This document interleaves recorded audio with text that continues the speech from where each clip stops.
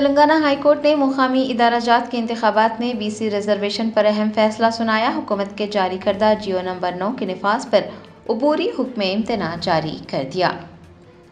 तेलंगाना हुकूमत को अपने बल्दियाती इंतखाबात के मंसूबों को लेकर उस वक्त बड़ा झटका लगा जब हाई कोर्ट ने हुकूमत के जारी करदा जियो नंबर 9 के निफाज पर अबूरी हुक्म इम्तना जारी कर दिया। आपको बता दें कि अदालत ने बल्दियाती इंतखाबात के नोटिफिकेशन पर भी हुक्म इम्तना आयद किया है। याद रहे कि BC रिजर्वेशन मामले पर समाअत के बाद अदालत ने रियासती हुकूमत को अपना जवाब दाखिल करने के लिए 4 हफ्ते का वक्त दिया। इस मामले की अगली समाअत 2 हफ्तों बाद की जाएगी। पिछले 2 दिनों के दौरान हाई कोर्ट में तफसीली दलाइल पेश किए गए। हुकूमत की नुमाइंदगी कर रहे एडवोकेट जनरल सुदर्शन रेड्डी ने अदालत को बताया कि असम्बली में BC की मरदमशुमारी के लिए मुतफ़िक़ा करारदाद मंजूर की गई। उन्होंने निशानदही की कि तेलंगाना के अलहदा होने के बाद पहली बार एक जामे सर्वे किया गया और घर घर जाकर तफसीलात हासिल की गई।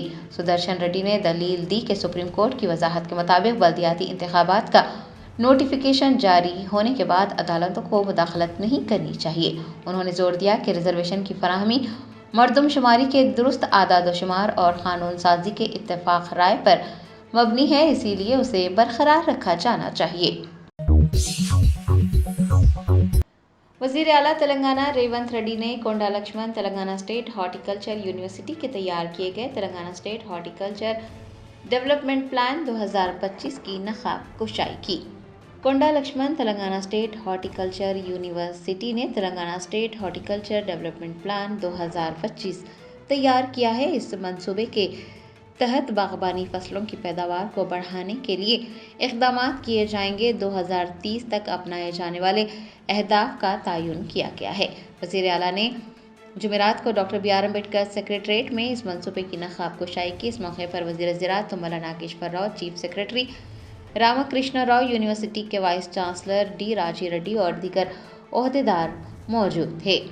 आपको बता दें कि इस मंसूबे के तहत अगले 5 सालों में 1,32 एकड़ अराजी पर फलों के बागात और 2,45 एकड़ अराजी पर सब्जियों की काश्त की जाएगी। पैदावार को बढ़ाने का हदफ तय किया गया है। सड़कों और इमारतों के वजीर कोमटी रेड्डी वेंकट रेड्डी ने वजीर खजाना भट्टी विक्रमार्का के हमरा अहम सड़कों की तामीर पर एक जायजा इजलास मुनक्किद किया। हुकूमत तेलंगाना रियासत में अहम सड़कों की तामीर के लिए इक़दाम कर रही है। रियासती वजीर बराए इमारत व शवारे कोमटी रेड्डी वेंकट रेड्डी ने वजीर खजाना भट्टी विक्रमार्का के हमरा डॉक्टर BR अम्बेडकर सेक्रेटरीट में एक जायजा इजलास मुनक्किद किया। बताया जाता है कि तेलंगाना में सड़कें जदीद तरीन टेक्नोलॉजी के साथ तामीर की जाएंगी, जो कि मुल्क के लिए एक रोल मॉडल साबित होंगी। हादसे से पाक सड़कों की तामीर के मकसद से मुख्तलिफ मंसूबे बनाए जा रहे हैं।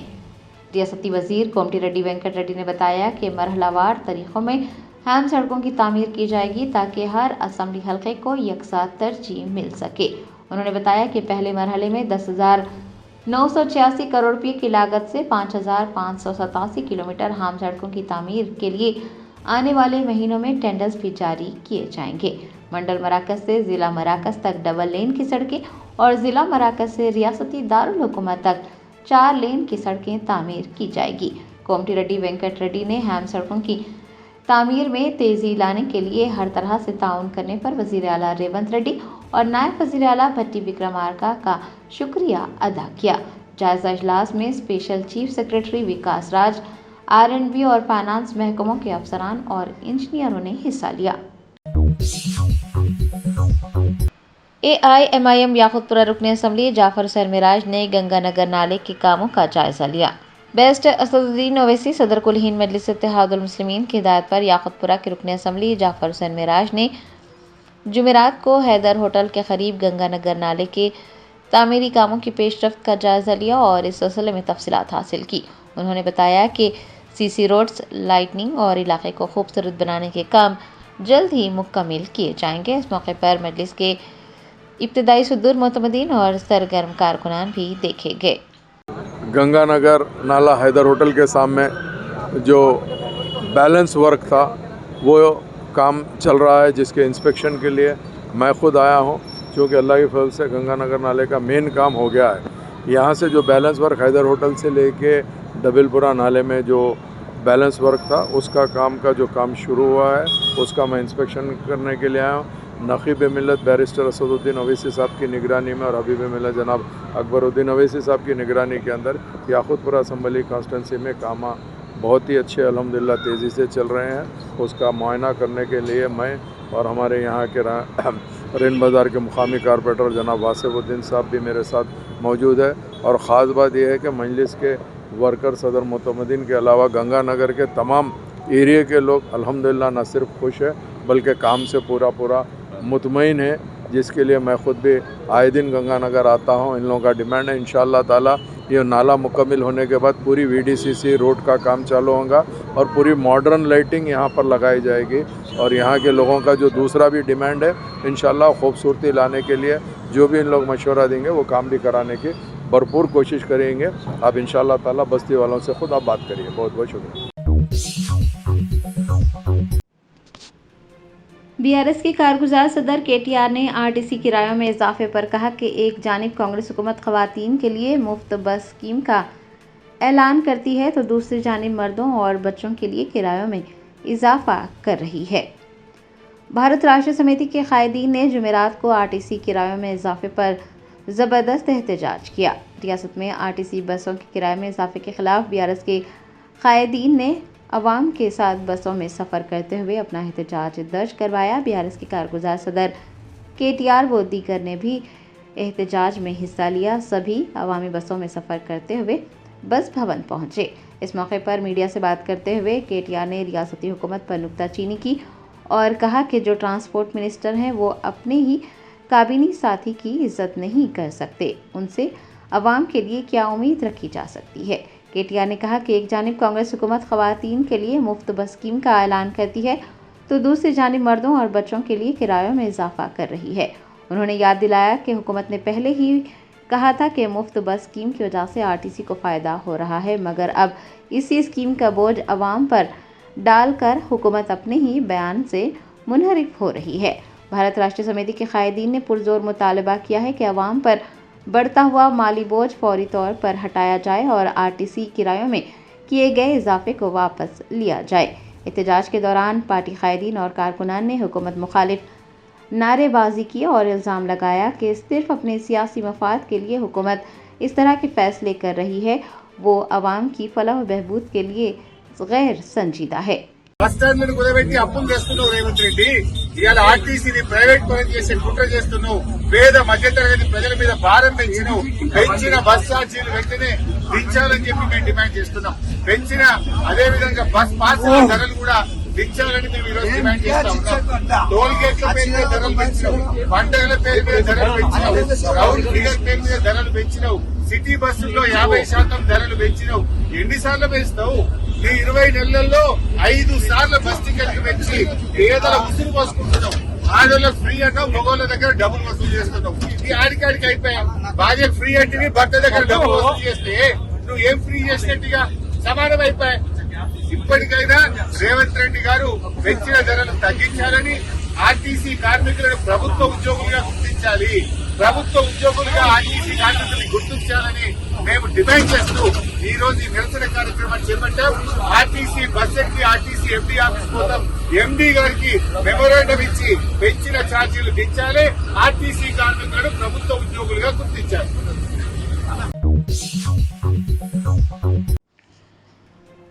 साबिक वजीर हरीश राव ने हाईकोर्ट की जानिब से BC तहफ़्फ़ुज़ात पर सुनाए गए हुक्म पर कहा कि 6 जमानतों की तरह कांग्रेस का 42% तहफ़्फ़ुज़ात फराहम करने का वादा भी महज ड्रामा है। तेलंगाना हाई कोर्ट ने हुकूमत के जारी करदा GO नंबर 9 के नफाज पर उबूरी हुक्म इम्तना जारी किया है।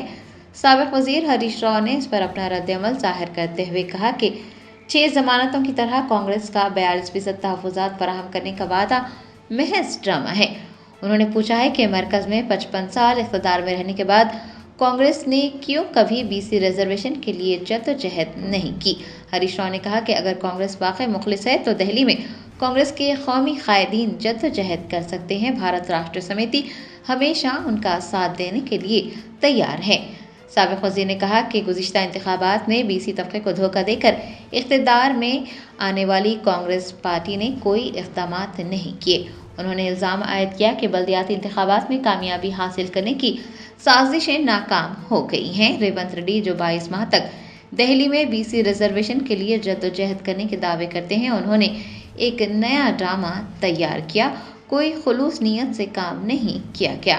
कामारेड्डी एलामिया का जिक्र करते हुए हरीश राव ने कहा कि रेवंत रेड्डी ने 42% रिजर्वेशन फराहम करने के लिए मरकज पर कानूनी दबाव बनाने के लिए भी कोई इकदाम नहीं किए और बीसी तबकात को गुमराह किया गया। ఇంకెంత వేస్తావు నాయన? ఇప్పటికి 5 సార్లు పెంచినావు.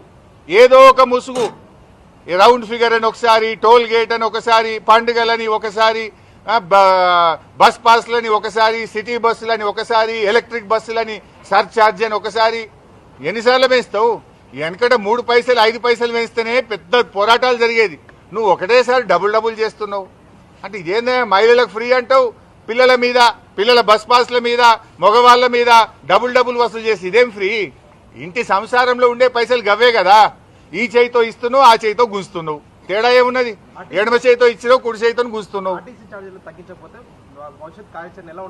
ఆర్టీసీ ఛార్జీలు తగ్గేదాకా ప్రజల పక్షాన బీఆర్ఎస్ పోరాడుతూనే ఉంటది. వివిధ రూపాల్లో నిరసన కార్యక్రమాలు రూపొందిస్తాం. ఈ రోజు ఆర్టీసీ బస్ ఎక్కే, ఆర్టీసీలో ప్రయాణించే ప్రయాణికుల మనోభావాలు కనుక్కుంటాం. ఆర్టీసీ ఎండీని కలిసి తగ్గించమని ప్రజాస్వామ్యయుతంగా కోరుతాం. ప్రభుత్వం దిగి రాకపోతే ప్రజా ఉద్యమాలను మరింత బలోపేతం చేస్తాం, ఉధృతం చేస్తాం.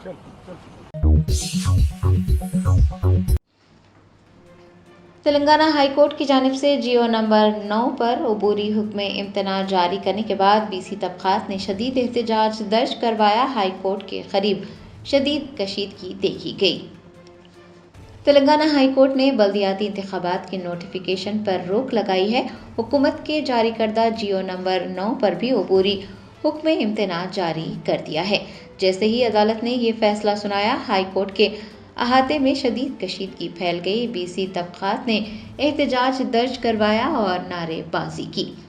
बीसी तबकात के कायदीन ने हुकूमत पर भी नुक्ताचीनी की और इस फैसले पर अदम इत्मीनान का इजहार किया। उन्होंने हुक्म इम्तना की भी शदीद मुखालिफत की है और कहा है कि हाई कोर्ट में उनके साथ गैर मुनसिफाना सुलूक किया गया है।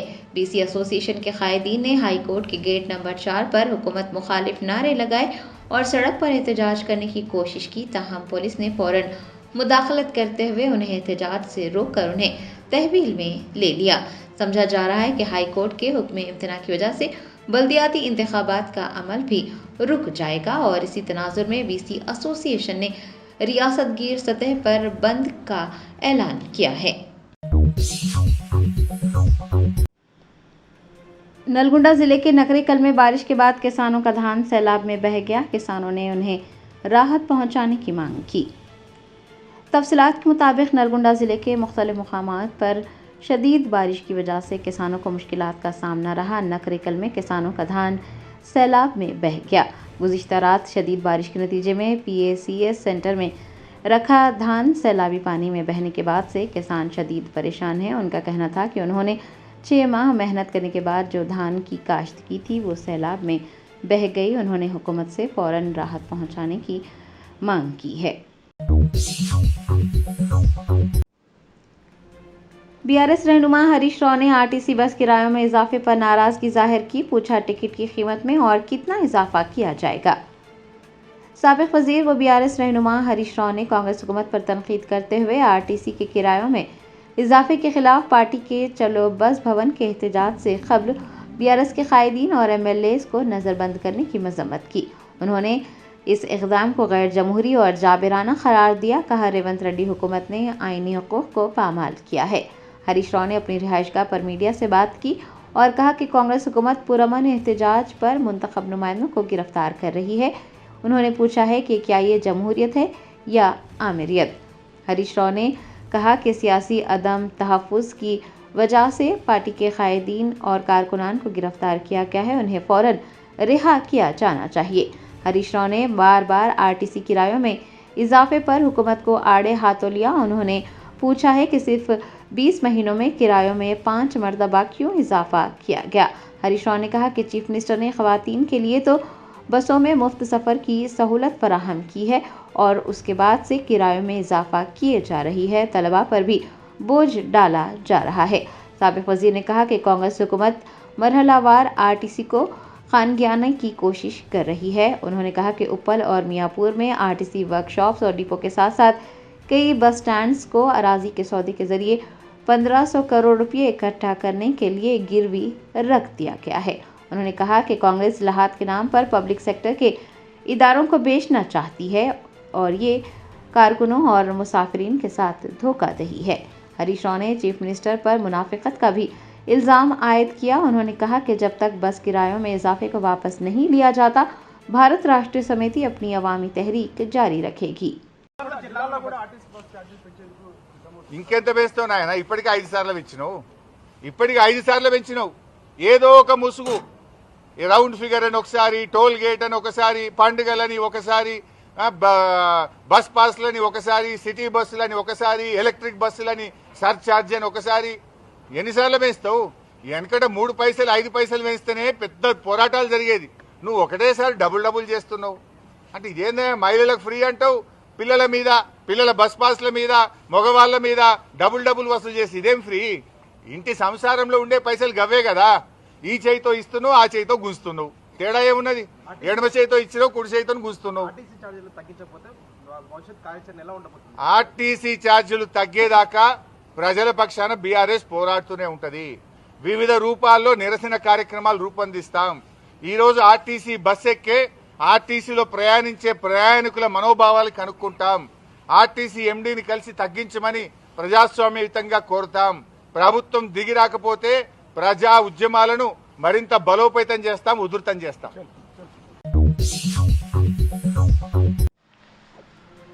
तेलंगाना जागृति की सदर के कविता ने कहा कि तेलुगु जबान में इम्तिहानात लिखने के बावजूद भी मुलाजिमतें नहीं मिल सकती और ये सब हुकूमत की बद इंतजामी की वजह से हुआ है।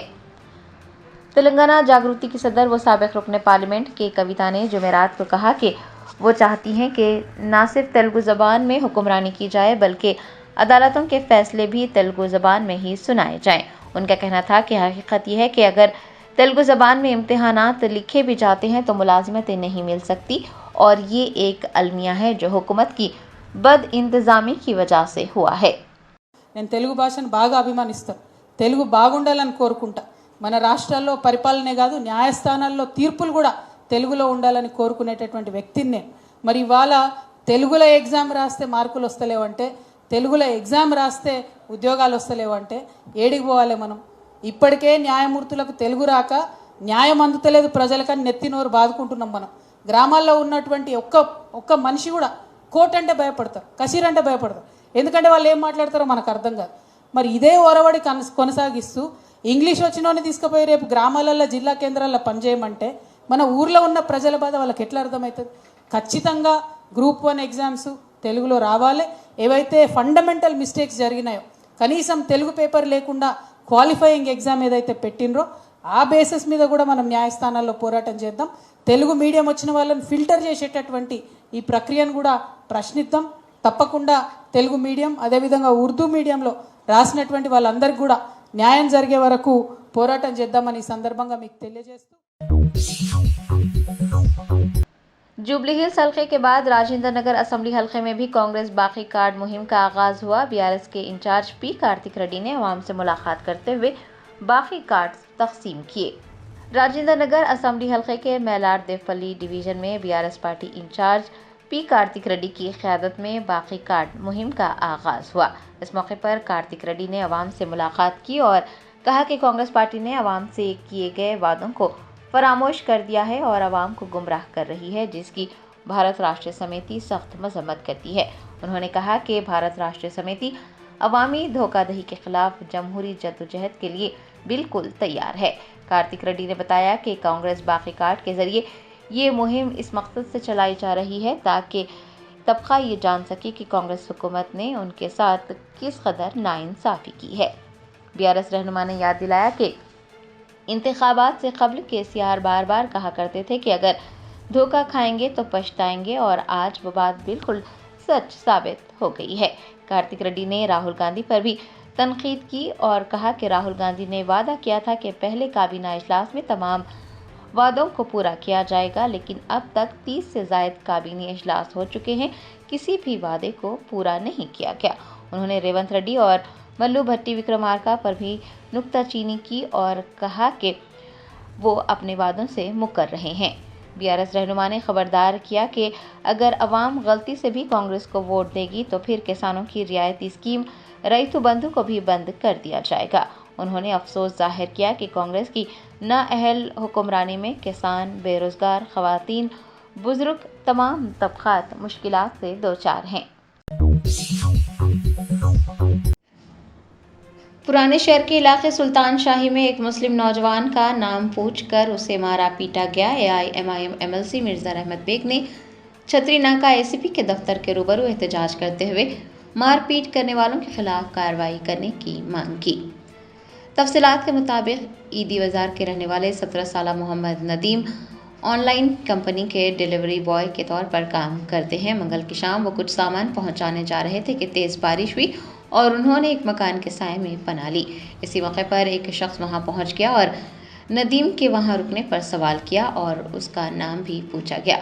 जब नदीम ने अपना नाम बताया तो वह शख्स बरहम हो गया और उसने गाली गलौज और बहस व तकरार की। एक और नौजवान भी वहां पहुंच गया। दोनों ने नदीम को शदीद मारा पीटा और बुरी तरह से ज़द-कोब किया। नदीम ने मुगलपुरा पुलिस स्टेशन पहुंचकर शिकायत दर्ज करवाई। इस वाक़े की इतला मिलने पर बैरिस्टर असदुद्दीन ओवैसी सदर कुल हिंद मजलिस इत्तेहादुल मुस्लिमीन के हिदायत पर एमएलसी मिर्जा रहमत बेग ने एसीपी दफ्तर छतरी नाका डिवीज़न पहुंचकर शदीद एहतजाज दर्ज करवाया। एसीपी सीएच चंद्रशेखर और सीआई मुगलपुरा श्रीनू से भी मुलाकात करते हुए इस मामले की शिकायत दर्ज करवाई।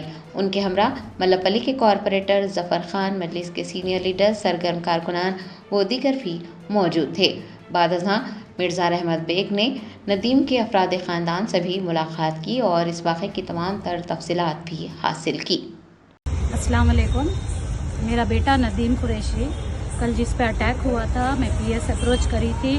सेक्शंस इतने नहीं लगे थे जितना जो कम्युनल हारमोनी जो डिस्टर्ब करे, मेरे बच्चे पे जो ब्रूटल अटैक हुआ वो सारे सेक्शंस नहीं लगाए थे। अल्हम्दुलिल्लाह आज पूरे पॉइंट्स कवर हुए और असद सर और अकबर सर का बहुत सपोर्ट है, इसमें बहुत कोऑर्डिनेशन है। अल्हम्दुलिल्लाह मैं शुक्रगुजार हूँ सर का कि मेरे को मेरे बच्चे को जस्टिस मिल रहा और मैं उम्मीद करती हूँ कि आइंदा ऐसे केसेस जो हेटेड अटैक से नहीं होंगे, क्योंकि जो मेरे बच्चे पे अटैक हुआ वो मेरे बच्चे पे नहीं हुआ, पूरी इंसानियत पे अटैक हुआ। अल्हम्दुलिल्लाह आज हमारे लीडर्स के सपोर्ट से मेरे को जस्टिस मिला और इंशाल्लाह मैं उम्मीद करती हूँ इन लोगों को जो है सख्त से सख्त कड़ी सजा मिलेंगी। ये जो केस है जो मैं जैसा चाह रही थी वो सारी चीज़ों को सर ने कवर किया और बहुत बड़ा सपोर्ट रहा आप लोगों का। थैंक यू, जज़ाक। ये जो केसेस है ये वहाँ पर जब मैं पीएस फर्स्ट डे गई थी, जो इमीडिएट मेरे बच्चे के साथ हुआ था इंसिडेंट, तो उस टाइम पे इतने केसेस नहीं थे। बाद में मैं असद साहब से कंप्लेन करी, कॉल करने के बाद उन्होंने इमीडिएटली एक्शन लिए और पूरा जो भी पॉइंट्स कवर करना था पूरे चीज़ों को कवर करते हुए इमीडिएट एक्शन लिए और मेरे बच्चे को इंसाफ मिला। मैं बहुत शुक्रगुजार हूँ सर का, असद सर खास तौर पे आपका बहुत सपोर्ट रहा हमारे साथ। जुबली हिल्स ज़िमनी इंतखाब की बीआरएस उम्मीदवार एम सुनीता गोपीनाथ की इंतखाबी मुहिम को आवाम का भरपूर ताउन मिल रहा है। जुबली हिल्स ज़िमनी इंतखाब के लिए बीआरएस उम्मीदवार एम सुनीता गोपीनाथ ज़ोर शोर से इंतखाबी मुहिम चला रही है। वो आवाम के दरमियान पहुंचकर आवाम से मुलाकात कर रही है। इंतखाबी मुहिम के दौरान आवाम की जानिब से उनका पुरतपाक इस्तकबाल किया जा रहा है और उनकी इंतखाबी मुहिम को आवाम का भरपूर ताउन मिल रहा है। जुबली हिल्स हल्के के कांग्रेस उम्मीदवार नवीन यादव ने टीपीसीसी के सदर महेश कुमार गौड़ से मुलाकात की। कांग्रेस पार्टी ने जुबली हिल्स असेंबली हल्के के ज़िमनी इंतखाब के लिए नवीन यादव को पार्टी का उम्मीदवार बनाया है। सदर कांग्रेस मल्लिकार्जुन खड़गे की मंजूरी के बाद नवीन यादव के नाम का ऐलान किया गया। जुबली हिल्स ज़िमनी इंतखाब के उम्मीदवार नवीन यादव ने जुमेरात को सदर प्रदेश कांग्रेस कमेटी महेश कुमार गौड़ से मुलाकात की और उनसे इज़हार तशक्कुर किया। इस मौके पर महेश कुमार गौड़ ने नवीन यादव को भी मुबारकबाद देकर नेक ख्वाहिशात का इजहार किया। तेलंगाना में शराब की दुकान के लिए टेंडर्स के लिए सिर्फ 1518 दरख्वास्तें ही दाखिल की गई। महकमा आबकारी के हुकाम ने टेंडर्स के लिए दरख्वास्तें दाखिल करने की ख्वाहिश की है। ज़राए ने बताया कि तेलंगाना में शराब की दुकान के टेंडर्स के लिए दरख्वास्तों का फुकदान पाया जाता है। महकमा एक्साइज के अफसरान के मुताबिक तेलंगाना में मौजूद शराब की दुकानात की मुद्दत ख़त्म होने पर नए टेंडर्स के लिए दरख्वास्तें तलब की जा रही है। उन्होंने बताया कि गुज़िश्ता साल 1,31,000 दरख्वास्तें मौसूल हुई थी और इस बार सिर्फ 1,581 दरख्वास्तें ही मौसूल हुई हैं। हुकाम ने दरख्वास्तों की तादाद में कमी आने पर हैरानी जाहिर की है और दरख्वास्तें दाखिल करने की ख्वाहिश भी की है। बताया जाता है कि शराब की दुकान के टेंडर्स के लिए दरख्वास्त की कीमत पिछले साल 2 लाख रुपये थी, लेकिन इस साल उसे 50% बढ़ा दिया गया है और कीमत 3 लाख रुपये कर दी गई है। इसलिए ताजरीन कोई दिलचस्पी नहीं दिखा रहे हैं। हुकाम का कहना है कि हुकूमत के महसूलात के तखमीने को पूरा करने के लिए रोज़ाना कम से कम 10,000 दरख्वास्तें मौसूल होनी चाहिए।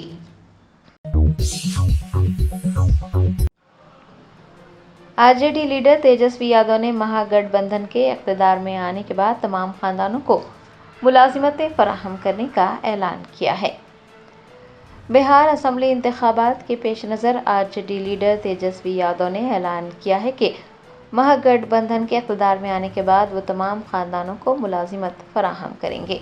उन्होंने कहा कि साइंसी तौर पर इस बात का मुताला किया गया है और उनके पास सर्वे की बुनियाद पर ऐसे तमाम खानदानों की तफसीलात मौजूद हैं, उन खानदानों को मुलाजिमतें फराहम की जाएगी।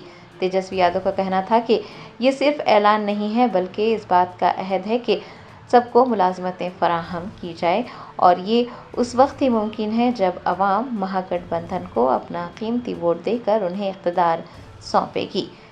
आरजेडी के रहनुमा ने कहा कि ये जुमलेबाजी नहीं है और ना ही इस तरह के ऐलानात करके किसी को धोखा दिया जा रहा है। तेजस्वी यादव को कोई सबूत देने की ज़रूरत नहीं है, कोई प्रमाण देने की ज़रूरत नहीं है।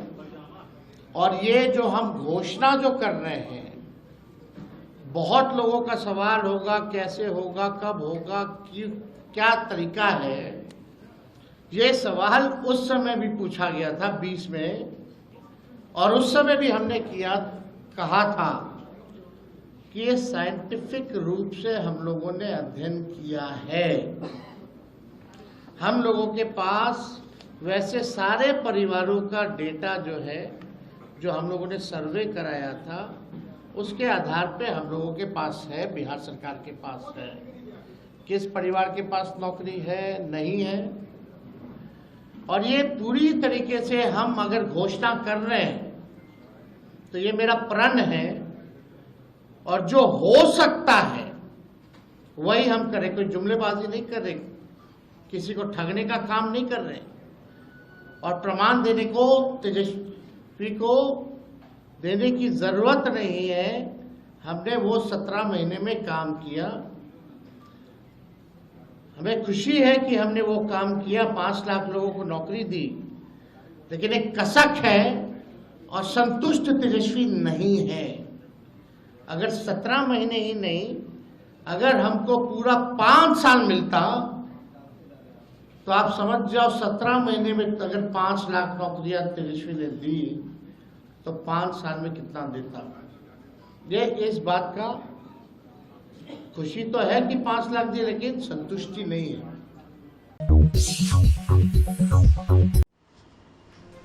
वज़ीर आज़म नरेंद्र मोदी ने नवी मुंबई में इंटरनेशनल एयरपोर्ट का इफ्तिताह किया। कहा, नए एयरपोर्ट से मेट्रोपॉलिटन इलाके में कनेक्टिविटी को बढ़ावा मिलेगा और शहरी बुनियादी ढांचे को फ़रोग़ मिल सकेगा। वज़ीर आज़म नरेंद्र मोदी ने नवी मुंबई में एक नए इंटरनेशनल एयरपोर्ट का इफ्तिताह अंजाम दिया। इस मौके पर कहा कि नया एयरपोर्ट एशिया का सबसे बड़ा कनेक्टिविटी मरकज़ होगा। पूरे मुंबई में आसान सफ़र की सहूलत के लिए मुकम्मल तौर पर ज़ेर ज़मीन मेट्रो भी दस्तयाब रहेगी। वज़ीर आज़म ने नए एयरपोर्ट के इफ्तिताह पर कहा कि ये विकसित भारत और एक तरक्की याफ्ता हिंदुस्तान के मंसूबे को उजागर करता है। उन्होंने एयरपोर्ट के डिज़ाइन की तारीफ़ की और कहा कि हवाई अड्डे का कमल की शक्ल का ढांचा विरासत और सकाफत की अक्कासी करता है। इससे दूसरे ममालिक के साथ तिजारत को फ़रोग मिलेगा और आलमी मंडी तक रसाई में इजाफा होगा। Germanten super speciality hospital national award winner doctor Mir Jawad Zar Khan, German trained senior orthopaedic surgeon and director, माहिर डॉक्टर्स डॉक्टर वासिफ आजम और doctor Bharavi Chunduri, senior cardiologist और दीगर डॉक्टर्स नुमाया खिदमत अंजाम दे रहे हैं। Robotic surgery, advance cath lab, MRI, operation theatre, ICU, 2D ultrasound जैसी सहूलियात से आरास्ता कॉर्पोरेट लेवल हॉस्पिटल वाजबी फीस में हर मर्ज से शिफायाबी के लिए Germanton super speciality hospital, Attapur,